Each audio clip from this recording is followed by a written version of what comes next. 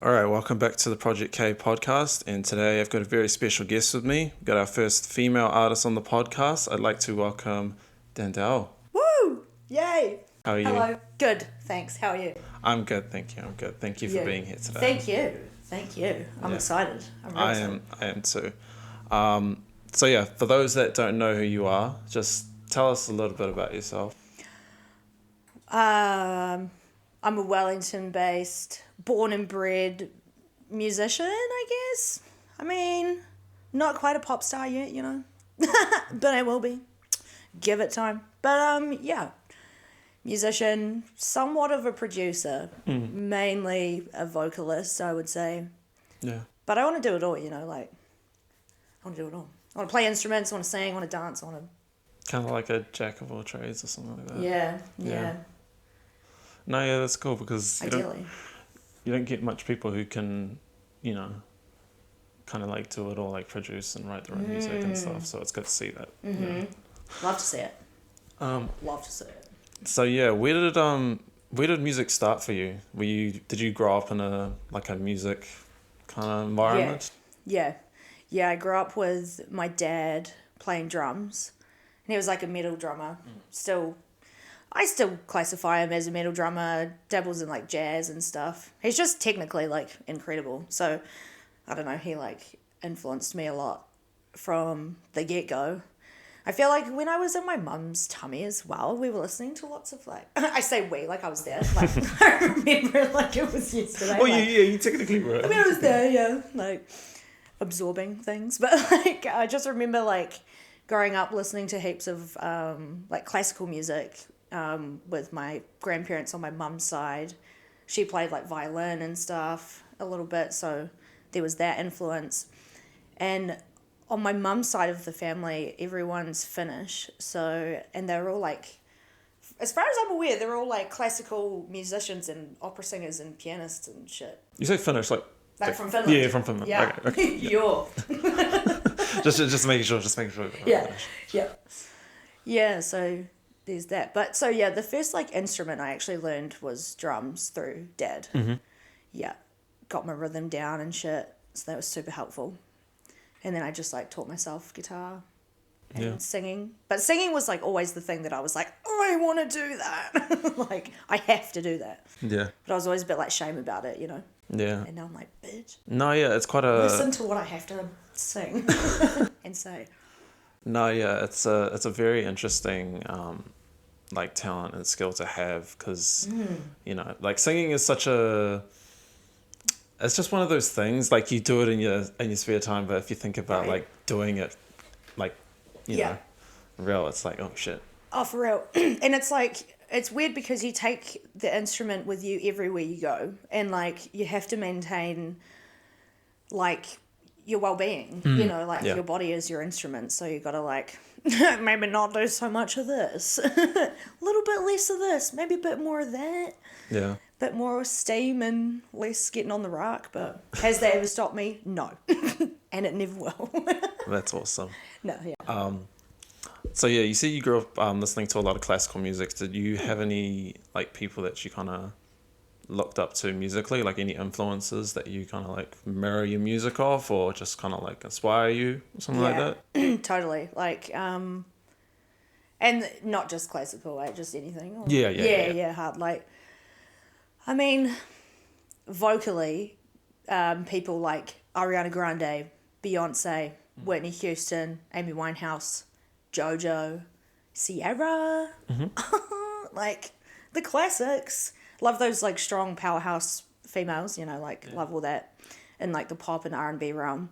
But when it comes to like instrumental stuff and maybe more like lyricism, rap and more of that side of things, I love like, I'm really inspired by Mac Miller, like forever will be inspired by Mac Miller. Yeah. Oh my God. What a tearjerker. But fuck me, like he was like the all-rounder for me, like that I'm like, fuck, I want to be like that. Yeah. You know, can basically play any fucking instrument. He was quite a influential artist coming up and, you know, starting so young as well. He kind of just like carried that like in each, you know, project that he did. Fully. Yeah. Fully. Yeah. Who else can I think of? a lot of bands, because I grew up as like a metalhead, you know, so Yeah. got all that influence, and I love just a fucking dirty double kick, you know, just some evil, sinister sort of death metal. But yeah, nah, I don't know. Yeah. There's so many influences I have. Yeah. Oh, a lot of old school actually as well, if you don't mind me saying. Just real nice, like kind of old school crunchy stuff, but like Big L, you know, Slum Village sort of vibe. Biggie, you know, stuff like that. So much like soul and flavor in it, you know. Bit of Fleetwood. Yeah, of course. Of course. Yes, all those genres. I'm just like, oh, I love like Fleetwood Mac. Stevie Nicks is just so like, oh, chef's kiss. Yeah. That woman, like, yeah. No, yeah, it's good for artists to kind of like, you know, take in as much music like from different genres. Yeah, you know, we're because just sponges. Like, it all kind of relates, you know, back to your overall thing, really. Yeah. So how would you kind of like describe your style as an artist, or like, you know, your themes? If that makes sense. Yeah. I want to say I'm kind of like a cute, filthy bogan. But like, I don't know, like when it comes to sound and like aesthetics, it is kind of like that cutesy sort of pop like thing, like, but also like, I don't know, I'm a bad bitch, you can't kill me, like, you know. And I just love to goof off and not take anything too seriously as well. So Yeah. yeah. Oh, I forgot to say Doja Cat too, of course. Doja Cat's like my, at the moment anyway. Yeah.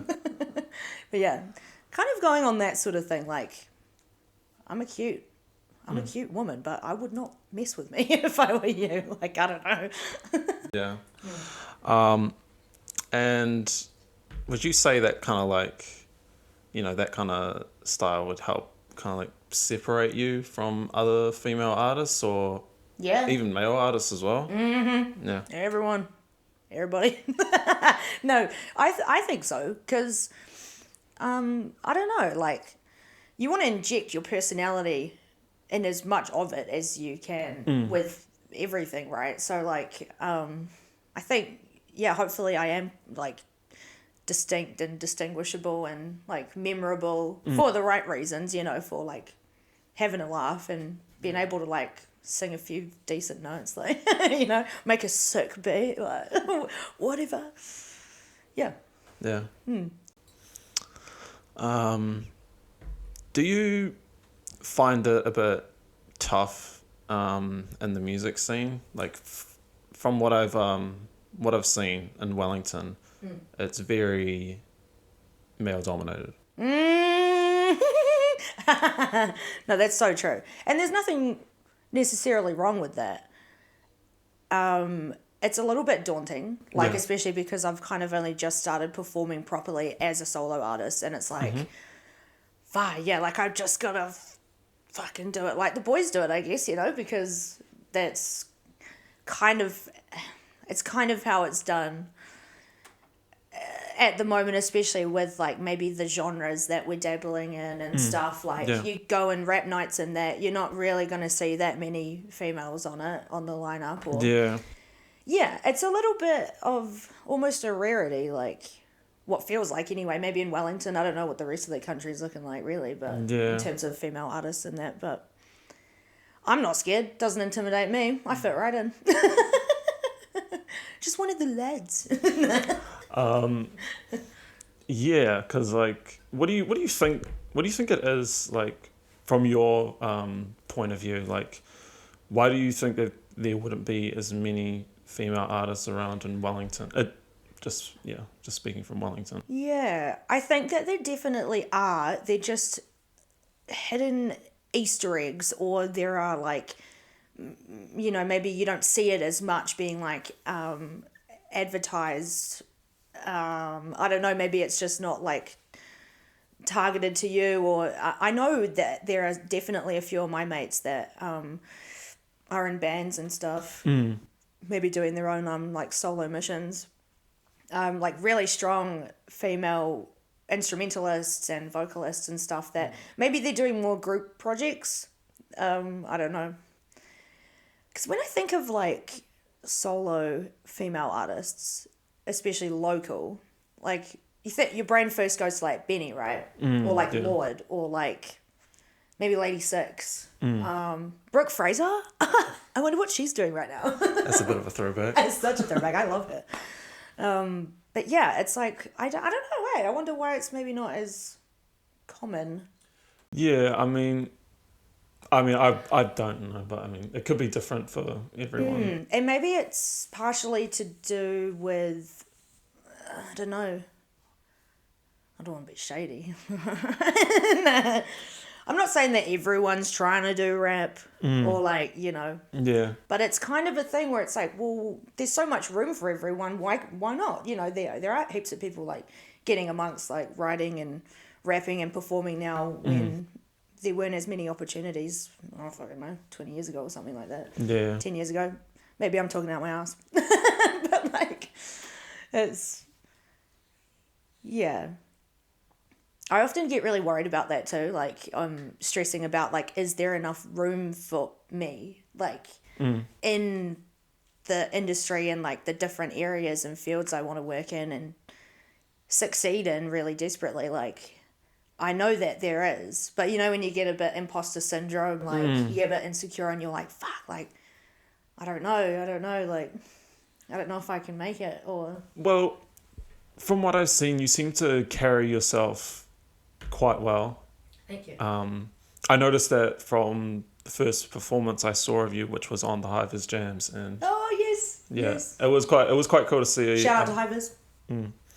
It was quite cool to see a female artist on that lineup, and Yay. you know, I kind of saw your personality a bit when you were performing as well. Yeah, which was quite cool. Perfect. So, yeah, that's what I want, and I think it oozes out of me, you know, unintentionally anyway.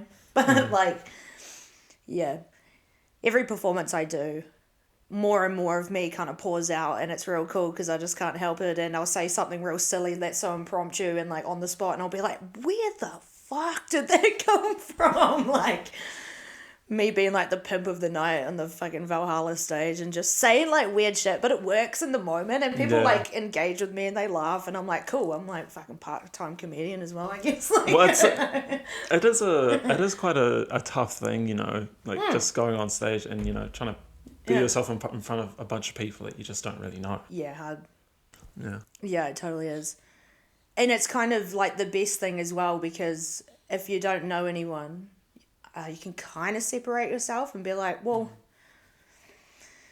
what they think is none of my business. I don't know. Like, you know, I don't mind. Like, and I don't know. You know, when you get like the day after cringe or when you're like hungover and stuff and you're like, oh my God, why did I do that? Like, why did I act like that? Sometimes I get that with performances. Yeah. And then I'm like, no, don't worry about it. Like, I probably did fine. Yeah. You know. I think it's all a process. Just at the end of the day, like you're gonna look back and you're like, okay. Yeah. Maybe I shouldn't have said that, but you know. Yeah, it's all learning. Fuck it. Yeah. People have done worse though. Yeah, but like you said, you're just starting out as a solo artist, so you know you're gonna find your way. Hard. Yeah. We find him. We find him. So for anyone that comes to see you perform, how would you describe your music to like people who hear it? I'd describe it as heavily R&B influenced pop with like a trap essence to it. And a little bit of hip hop sort of vibes. I mean, there's like, I've got funk influences in there and some like jazz moments and, you know, like I take a lot of inspo from like disco and stuff like that. There's just so many like elements to it, but I would probably sum it up like that. Like, just like shit you can shake your ass to, really. Yeah. Crying in the club a little bit vibes, you know? Like, throwing it back, but also being like, my life. Oh, that just reminded me of that meme that, have you seen that one where that reporter's interviewing that little kid and he, like, laughs and then, like, just at the end he cries. He just gets overwhelmed and he's like, it's so bad, eh? Just making a kid cry. That's an iconic video.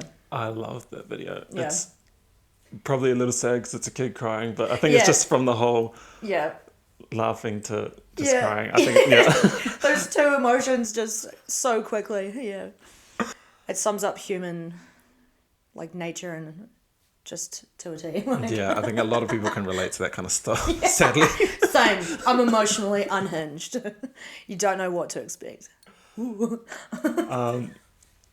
So I saw you perform, the first time I saw you perform was at the Hives Jams. But I think I remember a conversation we had where you said you've performed in pubs as well. Is that correct? Yeah, I did, like, and I still will. I'll do, like, heaps of open mics anywhere I can, mostly at Eva Beaver. Shout out to the Eva Beaver crew. Love them. But, yeah, because I also studied music at Te Awaha. Yeah. And that was still a thing, and we did a bit of performing and stuff, mostly band stuff. It was all like, working together sort of thing, and like getting ourselves used to being on stage and knowing when to like cue and so much helpful shit. But kind of when I was still at course and just about to leave, I really got into my own kind of, going out of my way to go to open mics or one of my best mates actually hooked up like a corporate gig just on like Lambton Quay where she was working, and that was real cool because it was quite fancy. When you say like, corporate, it kind of is, it implies that it's like, oh, okay, she's gone corporate. Like, can't even see what that looks like, but no, like, it was cool because it was like a mid-year like Christmas thing. And so we got a bit festive with it, but it was just my other best mate and I. He was on the keys, and I was singing, just a nice little chill duo, and people walking around drinking wine and little crackers and cheese, little fancy things. And yeah, that was cool. Like, just little like gigs like that. Yeah, that have definitely helped me like get just used to being in front of people. And stuff. Do you find that you're learning something new after every performance that you do? Yes. Like you're finding something new about just being an artist in general, or just about yourself? Yes. Oh, you asked me. I was like, if you do learn something, what is it? Yeah. No, especially recently, with the direction that I'm going in and like how I've got to be self-managed and stuff and like really reflect on what I want to work on for next time. So like those gigs that we've done at Valhalla recently, that's really helped me because my friends have been recording, or maybe like you got some footage, like looking back at it is really cool. And I know what I need to work on now. Like, so what I've taken away recently, right, is like breath control. Make sure I do my vocal warm-ups beforehand. Like, don't get pissed the night before. Save that for on the night. Save that for afterwards as a reward, not as like, a coping mechanism to... But yeah, no, like, I've just learned how I want to refine my sound and like how I want to present myself on stage, make it look a bit tidier and stuff, maybe have like little choreographed moments just so I look really like I know what I'm doing. I think it's mostly that the sound I'm really going for as well, like the sound quality, because I don't want to constantly be out of breath and sound like shit, but each performance I've done I've sounded better and better, so I'm doing something right, I think. No, it's good as long as you're constantly improving, because I think I found that as well with this, just doing the podcast as well. It's like I'm gonna have to improve the next one after the next one and the next one and the next one, because as good as you get, there's always room for improvement. Always, yeah. That's cool. Staying on the whole topic of performances, tell me about your first one. Like, how far back does that go? Does that go back to Te Awaha or? Goes back to high school. Yeah. Onslow. Shout out to the Onslow crew. No, just kidding. I only because like that was not the best time for me, but like high school really isn't anyway. But it's just because I did music at school. Yeah. And I remember being in year 9, we did like a couple of performances. We didn't really take it that seriously, and it was funny. But then in year 10, I sang 2 songs. That was like my first time ever singing in front of people, and I was absolutely shitting my pants, and I cracked a mean high, and it was awesome, and I laughed it off, and everyone else laughed it off, and they were supporting me, and I was just like, okay, that wasn't so bad. Like, I did Stay by Rihanna. Yeah. And Ready or Not by Bridget Mendler.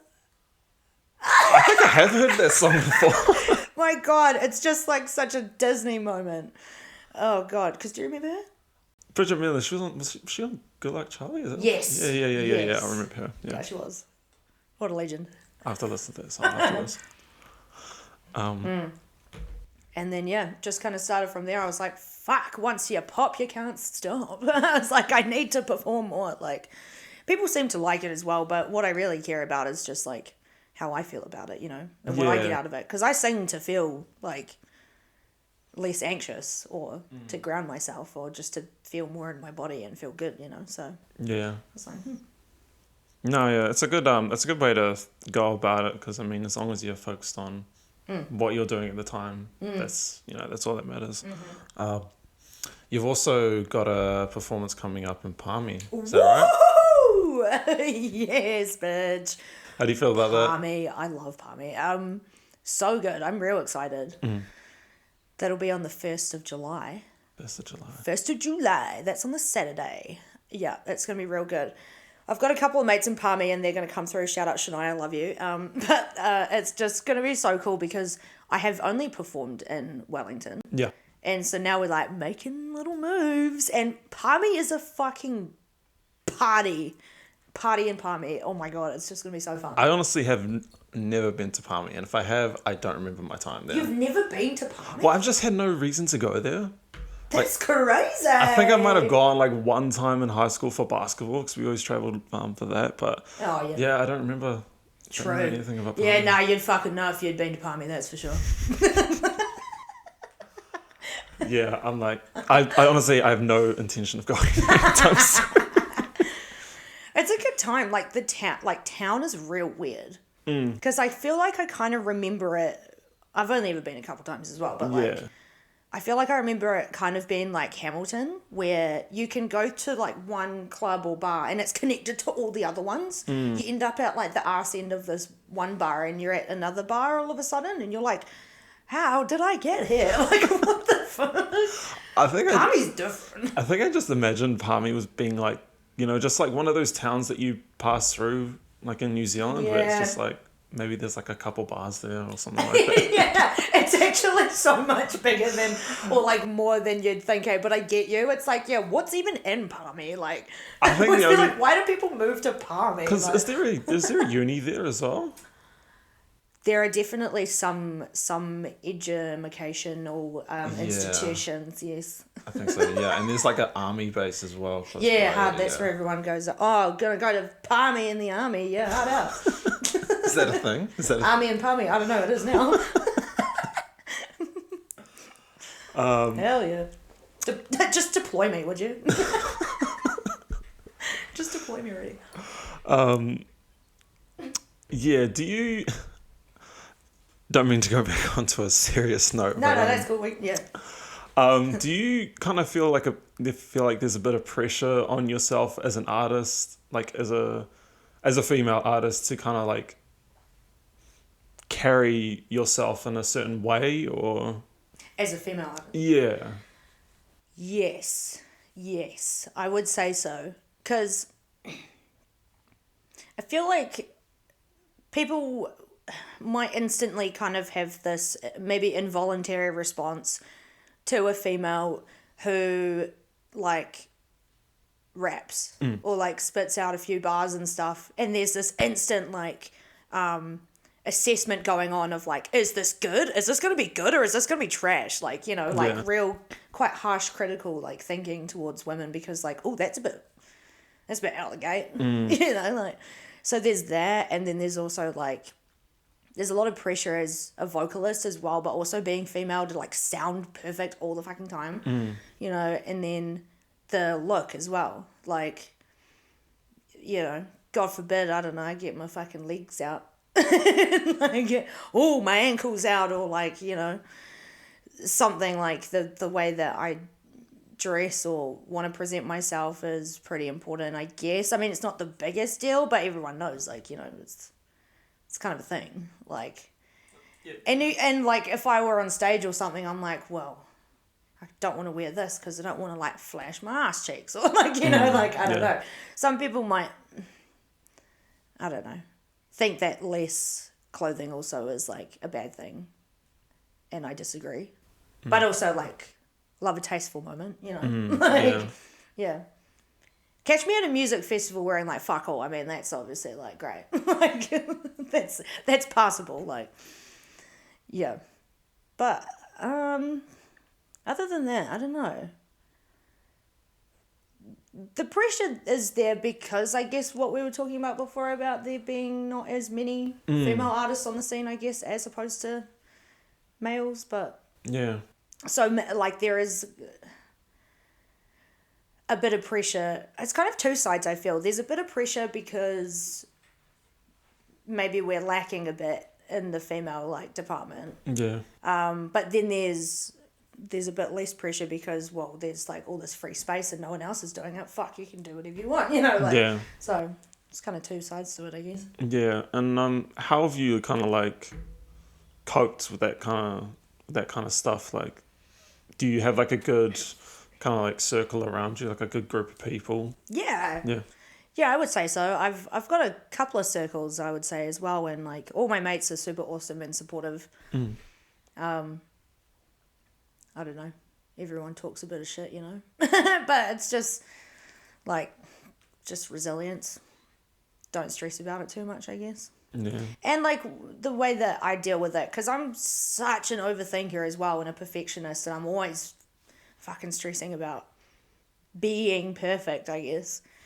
I'm really trying to let go of that a bit, so I can be more productive. But yeah, it can just get a bit debilitating sometimes.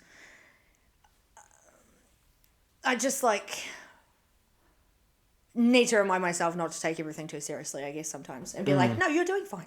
You're doing a good job. Like, just don't stress. No, yeah, it's a tough thing to kind of like, you know, to kind of like work on your craft and knowing when to, like, I mean, you know, knowing when to release stuff because you want it to be super perfect. You know, I think like that's a big.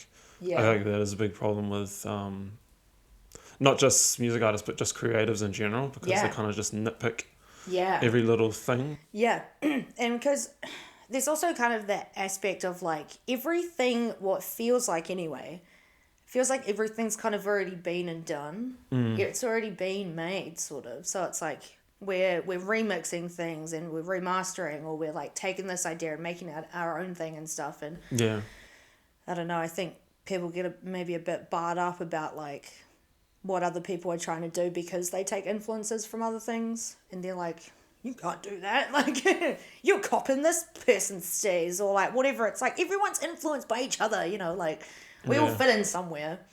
Okay, it's probably not going to do good for continuity for the episode, but I'm going to go on to a different topic. Yeah, cool, it is. So what would I don't know if I've asked this question or not, but what would you say separates yourself as an artist in general?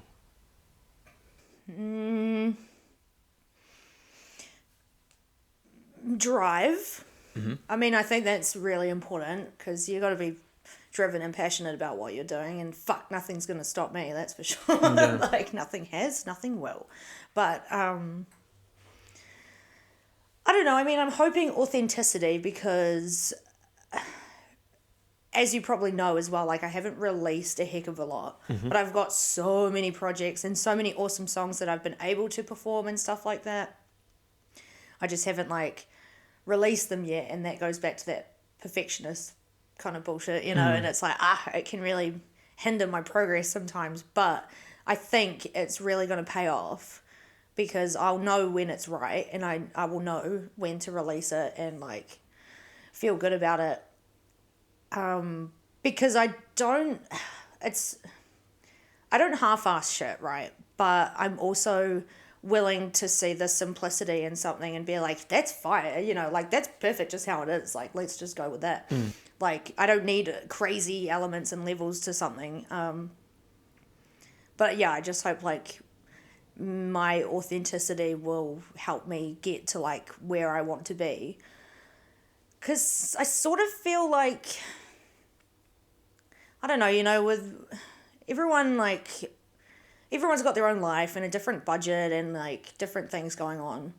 And I don't ever want to be, like, summed up because I don't have, like, the highest quality music video or something and I didn't pay, like, thousands of dollars for some cunt to fucking shoot it and edit it and stuff for me. Like, you know, I want to kind of take my time but also, like, utilize what I have, which isn't, it's not the most like crazy extensive setup, but it'll fucking do, you know, like it'll more than do actually, like I think that's really important, like if you focus on, you know, your craft in general and not how it actually looks. Yes. Oh my god.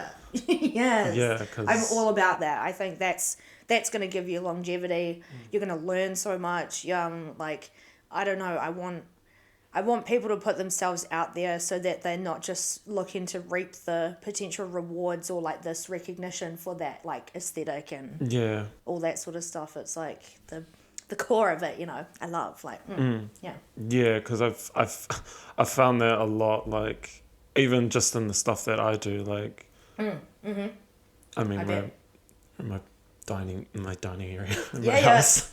Love it.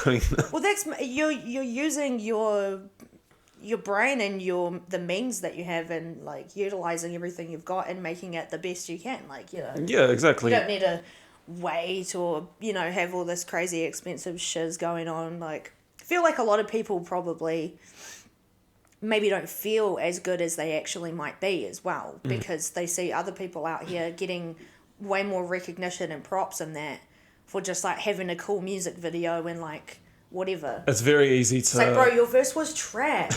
Like, oops. No, cut that out. No, just kidding. Don't. I won't cut it out. No, I was just going to say it's very easy to look at other creatives and kind of, just seeing what other people who are in the same lane as you doing and, can be guilty of just like, this shit looks pretty cool. Yeah. I kind of wish it was like that. But, no, of course. But, it goes back to, as long as you focus on the quality of your content and like the subject matter and as long as that's... It's going to evolve. As long as that's what you're focusing on and that's good, then I think people will see through these like, all these things and they'll notice it. All the flashy stuff that you think is what makes you like successful and a recognized like musician or rapper or artist or just a creative in general, like you say, like fucking hell, makes me kind of mad. Makes me kind of angry sometimes. No, it just like it does tilt me a little bit because I'm like, fuck, like I don't know. I think skill and talent will always speak for itself, but sometimes you get shafted, for being like, I don't know, not having like numbers and cool videos and I don't know. I'm just like, get fucked. Like like as long as you've got like those things that, just hard work and like you said about yourself, that drive as well. Like you're gonna get there. I reckon. Yeah. Yeah. It speaks for itself. Oh yeah. Yeah. What else we got? I remember at one of the shows you did, I can't remember which one it was. It might have been might have been the Rags to Riches one. You did a performance with yes. Hugh Tanner? Hugh Tanner. Yes. Yeah. My boy. So Cool. is he would you say he's, you know, one of those guys that's kind of helped you in this music game or as an artist? Yeah. Yeah, I definitely would say so. He's one of my best friends and just someone that has been doing it for ages, you know. He totally does deserve all the props and respect and love and all that for everything he's done. He's still working at it too, like he's amazing. But yeah, he's taught me a lot and just had my back and stuff. Yeah, Hard no. out. He's great at what he does, like, you know. Oh hell yeah. Like a lot of the time when I'm, you know, talking to other artists, I do hear very, very good things about him, and a lot of people speak so highly of him as well. Yeah. Not just as an artist, but as a person too. Yeah. Yeah. He's a well-rounded, just good dude. And yeah, we've created a really fire song together. BDE, or Big Dick Energy. I don't know if we're still going to call it that though, but probably. I mean, it just is. But it's a cool song. I'm really proud of that, and we've got yet to make heaps more. Yeah. Cool stuff. Oh, yeah. Like you said, you got a big catalogue. Do you know roughly when? I know you're still working on this kind of stuff, but do you know roughly when you would want to release?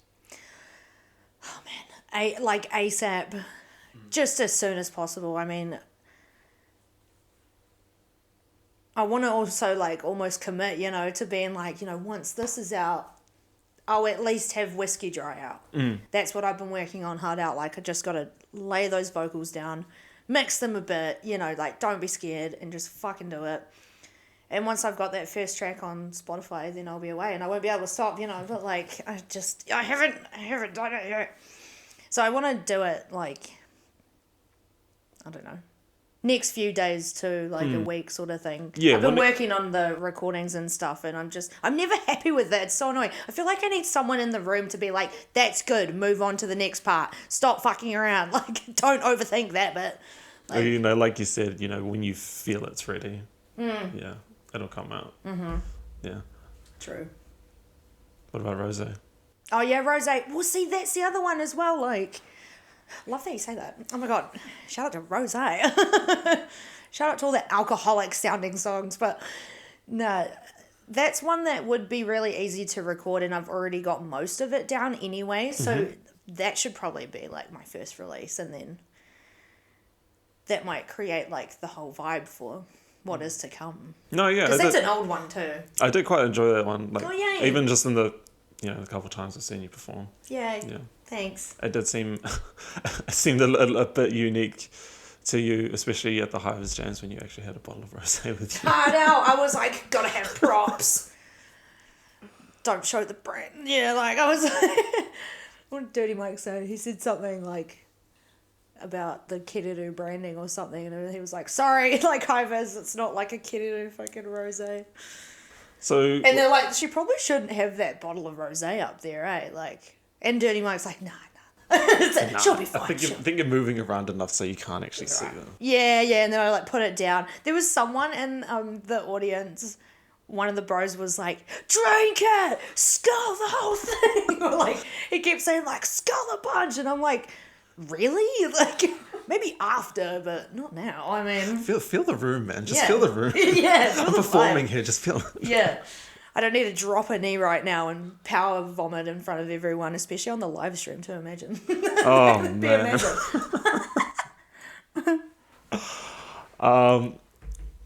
One thing I talk to a lot of people about, especially Wellington artists, is how, like, up and coming the Wellington scene is here, and how there's so many artists and everyone's just kind of like helping each other along. Yeah. And that's what's so good about it. Like, do you see that as well? Like, do you feel that when you perform or when you're around other artists? Yeah, I do. I think everyone is super supportive of everyone else. I think that everyone's so different and not everyone's going to agree on shit. So you're going to have some, conflict every now and then, or maybe people not on the fucking same page and that. But I think generally speaking, it is a super supportive like local scene, yeah. There's never anyone that's going to feel like unwelcomed or unwanted or anything like that. Yeah, I have met a couple. It's very slim. There have been a couple artists I've met or like people I've met that kind of don't share that same philosophy, which I mean, it's a little. Well, they missing out. It is. It's a little sad to hear, but I mean, me and Teason talked about it on a previous episode. Like it's similar to that Auckland scene as well, where everyone's just so cliquey and in their own lane, but it's kind of like. Yeah, I don't like that. They are kind of just like fully honing on their own like path, and respect that. Yeah, I mean to be honest, I can like you said, I can respect that to a certain extent, but when you have the scene kind of like coming up together in Wellington, it just makes it that much better. Oh fuck yeah. No, big time. Because anyone that also thinks that they're like above or even not good enough and like below, you're going to block yourself off from potential opportunities and like manifesting the right things, putting the right energy out there for other people to take in, and like I find it really important, supporting everyone else, but also be real about it, because I will say like I don't love the clickiness. I think everyone in Wellies is hell supportive of everyone else, but there is like a bit of clickiness going on. A little bit of spiritual treatment every now and then. A few groups. I didn't say that. A few groups roaming around here. I mean, yeah, and it's kind of like fair enough. Like you got to back your own and stuff, but never let it. I don't know, become like a barrier between you and like other people and stuff, and think. Like, yeah. You're acting a bit too cool now, eh? Like, I don't know. Yeah, it's not a. I think some people can get a bit carried away as well with their own hype. Yes. It's like just remember to be able to look outside of you, and also maybe how you're like coming across as well. Like, I don't know. Maybe that's a bit pedantic and fucking extra, like, but it's like, just be aware of, like, how you're interacting with people and maybe, like, the things that you've said in the past or, like, promised or, like, said, and then maybe you don't follow through. I do that all the fucking time. And I'm learning not to do that anymore. But, especially when it comes to being profesh and, like, creating and wanting to get shit done. Yeah. It's like, well, I'm not here to fuck spiders. Like, let's go. Put me on a fucking lineup. Like, hurry up. Now's the time. Let's go. So you got the performance in Part Me coming up. Do you have any others lined up at the moment? No, I don't think so. I think it's just that at the moment. Although Dirty Mike's doing his birthday thing at the end of the year. We did talk about that, Yeah. So maybe, hopefully, do a little fun, sexy birthday thing. Imagine. Maybe something like that. But I'm sure that with the moves that we've made already from the beginning of the year till now, the second half of the year, we'll be doing heaps of shit. Yeah. Yeah, I don't doubt it. No, yeah. I definitely see it coming in a few months. Yeah. And the boys have their Gisborne show coming up too the week after This Is Hip Hop. Oh, in Palmy. I think I've seen that, yeah. Yep. Shout out to the Gizzers. Shout out to the geezers. Oh, God. So what does the rest of 2023 kind of look for you? Ooh, that's a good one. Self-care. Self-care. Please, just everyone needs to do their self-care. It's like, especially because we're at that real shitty part of the year that's just like cold, kind of miserable. You know what I mean? Yeah. It's genuinely, I just really want to look after myself a bit more. Been taking my vitamins, doing my vocal care, eating a bit better. Yeah. Trying to exercise more. Just all that stuff, like sleeping at reasonable times. I've just been so miserable lately because I just have had my routine completely out of whack. Everything's out of whack. And I'm already starting to feel better because I've gotten kind of on top of it in the last like few days, which is like, hallelujah. Because like, 'tis the season to be depressed. So, yeah. Yeah, no, But so no, it's that. it's an important one. Yeah, It's big really, time. Drink lots of water. I call it very underrated as well. Yeah, cheers to that. Cheers. Other than that, just chugging out those songs, and getting them up. Yeah. And feeling happy with them, and yeah, hopefully just performing as much as possible. Yeah. Get myself out there, have fun. Yeah. Just rock out with my cock out, you know?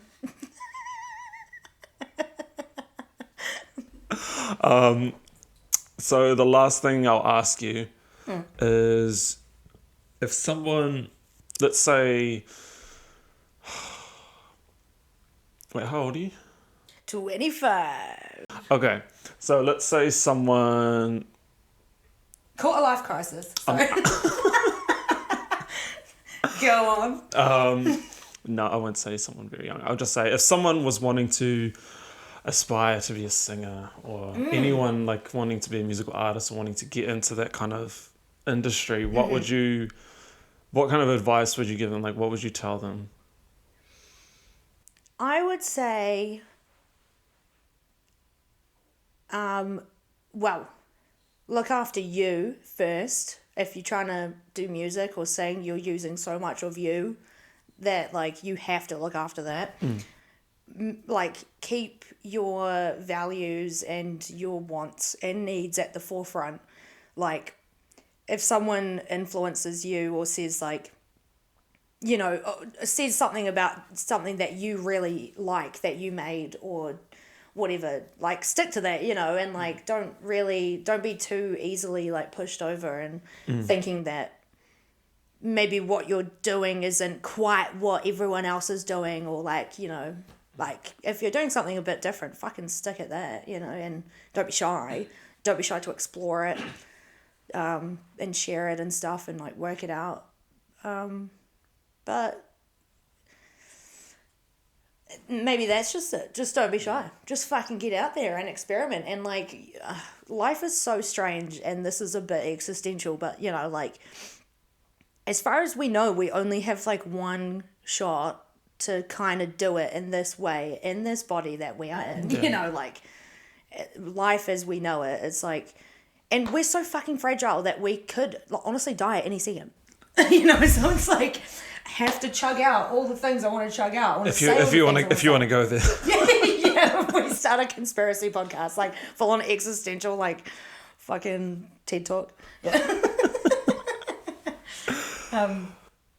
Yeah, no, I don't know. Just don't hold back, and be kind to yourself and other people. Yeah. And you'll get there. Just have fun. Yeah. Yeah. Love it. Well, you heard it here from Dandelle. Oh. What would you... Oh my God. Okay, what do you want to promote? You got music coming out soon-ish. Yeah, soon, very soon. I promise. It will be awesome. Yeah. It will be great. Spotify, Dandelle. Bust Down Soy Milk on Instagram. Bust Down Soy Milk. Yep. Instagram. Probably never going to change that. What's the backstory behind that? Well, I don't know. I was just, like, really not feeling it with my other Instagram handles, and then I was like one of my old handles was like Vegetariana. Like, stuff, because I was fully, like, vegetarian, vegan for like 5 years. Yeah. And so I don't know, I just took the piss out of the soy milk thing, and Bust Down Soy Milk just came to mind, and then it stuck, and it was awesome. And then someone came up to me, like, maybe a year down the track, and they were like, did you know that the acronym for Bust Down Soy Milk is BDSM? I was like, shut up, no way. I didn't even think of that, but yeah, that's cool. I think that makes the handle like 10 times better as well. Yeah, that's why I'm like, fuck, I can't change it now. And now everyone's like, oh, you soy milk, what, like that shit? Yeah, I'm like, yeah. Yeah, soy milk, that's that's good enough for me, yeah. And as soon as you put, usually if you're like a local Wellingtonian or like, I don't know, people will add me on Instagram on their phones, and I'll go search bust, and it comes up as the first one, and I'm like, yes, that's me. Oh my God. Okay, well, thank you for being on the pod. You also got you also got a Palmy performance coming up on the 1st of July. Yeah, 1st of right. July at oh god, I can't remember which bar is that. It's in Palmy. It's in Palmy. It's called This Is Hip Hop. It's gonna be awesome. We got a bunch of filthy motherfuckers on the lineup, including myself. So yeah, it'll be great. Yeah, so if you fancy a little road trip up to Palmy, Yes. 1st of July. Yeah, head up there. Bring some friends. Bring some nangs. Bring some cat. Just bring yourselves. Okay, it's been Dandelle on the pod. Yay. We'll see you next time. Thank you. Love you.